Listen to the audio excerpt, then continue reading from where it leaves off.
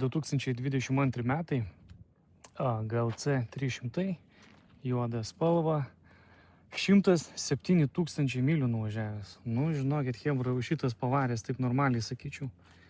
4 metai mašinai beveik jau, 6 metai prasidėjo ir 107 000. Va rašo mylės, loto numeris, parduoda draudimas. O pažeidimas pas ją yra, žinokit, jinai yra per dugną gavusi. Tai nežinau, ar čia jis kažką tai pamatyti.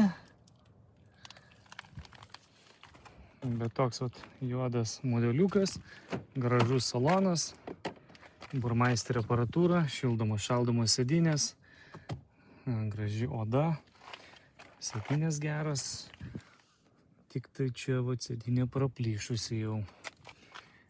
Geras naujas salonas, gražiai apdaila su tom juostelėm, didelis televizorius, šitas televizorius, mašina, jo jinai nesiveda, per dugną gavos, tai nežinau, gal karteris bus irgi numuštas, sunku pasakyti.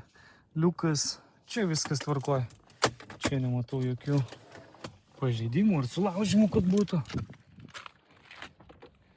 Liukas taip pat sveikas. Ką rodo galas.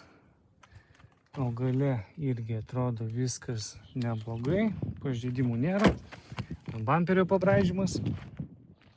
Parktronikai, 360 kameros. Linijų palaikymas. Čia kažkas murzina. Bet čia kažkoks tepalas, žinokit. Čia smulkus pabraižymas ant sparno.